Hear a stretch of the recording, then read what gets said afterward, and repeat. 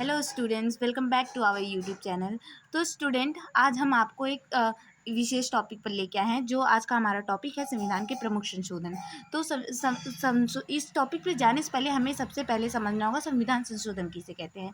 तो जैसे अगर आपके प्रेजेंट टाइम पे हमें संविधान से रिलेटेड कोई इश्यू, कोई वॉलेशन हो रहा हो फंडामेंटल राइट का, या कुछ भी कोई भी ऐसा केस है, जैसे बेरोजगारी दुनिया भर का केस होते रहते हैं, तो उसमें जैसे हमें उस केस के थ्रू या चाहे किसी केस के थ्रू संविधान में हमें नीड होती है कि अब हमें इसे चेंज करना होगा, तो संविधान को उसे संशोधित करने के लिए, उस नियम को फॉलो करने के लिए उसमें संशोधन किया जाए, तो इसे ही बदलाव, मतलब संशोधन मतलब बदलाव।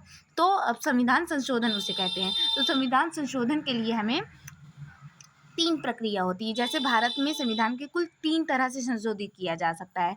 पहले एक साधारण बहुमत है, और दूसरा क्या है, 368 आर्टिकल, अनुच्छेद। आर्टिकल की इंग्लिश हिंदी जो होती है अनुच्छेद होता है। तो इस अनुच्छेद में भी 2 तरह से होता है, एक विशेष बहुमत और एक विशेष बहुमत प्लस राज्यों का समर्थन चाहिए होता है।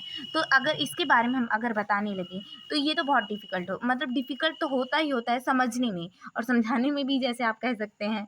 चलिए बताएं, आपको सबसे पहले ये एक बहुत ज़्यादा ऑब्जेक्टिव क्वेश्चन में पूछा जाता है कि संविधान में कितनी बार संशोधन हुआ है। तो 106 बार। और जैसे आपको ये डिटेल में पढ़ना हो तो आप ज़रूर बताइएगा, क्योंकि ये तो हम आपको बेस तैयार करने के लिए बताए हैं, क्योंकि ये हमारा मेन क्वेश्चन है। जो एक स्टूडेंट ने हमें कमेंट सेक्शन में बोला था कि 73 और 74 बताना है उन्हें आर्टिकल, जिसके थ्रू वो उसे सीख सकें।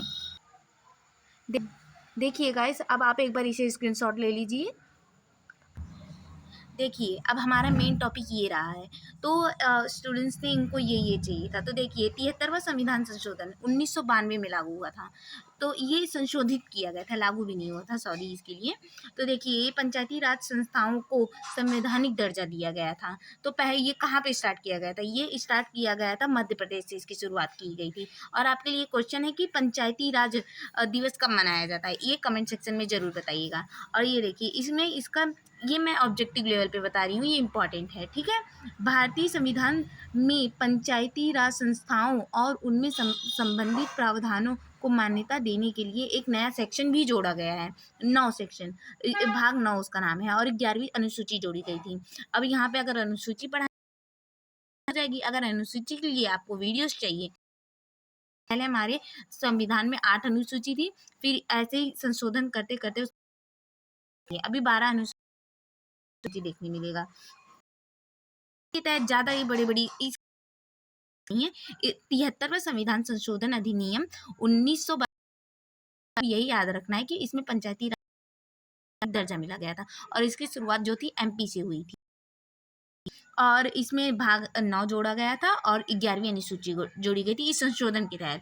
अब चलिए, ये 74वां संविधान संशोधन है, 1992 में भी आया था, ये भी आया था, 74-92 में ही आया था, जिसमें शहरी, स्थानीय और निकायों दर्जा दिया गया था। शहरी स्थानीय निकायों को संवैधानिक दर्जा दिया गया था और इसको जोड़ा गया था। और भारतीय संविधान में एक नया भाग 9 का ए जोड़ा गया, इसमें भाग 9 जोड़ा गया, इसमें उसका ए जोड़ा गया, और 12वीं अनुसूची जोड़ी गई है। और इसमें कितने विषय होते हैं, सब्जेक्ट पूछा जाता है, ये सबसे ज़्यादा क्वेश्चन पूछा जाने वाला है। तो इसमें कुल 18 विषय होते हैं। तो देखिए, अगर आपको ये वीडियो इंफॉर्मेटिव लगी होगी तो प्लीज़ बताइएगा मुझे, और प्लीज़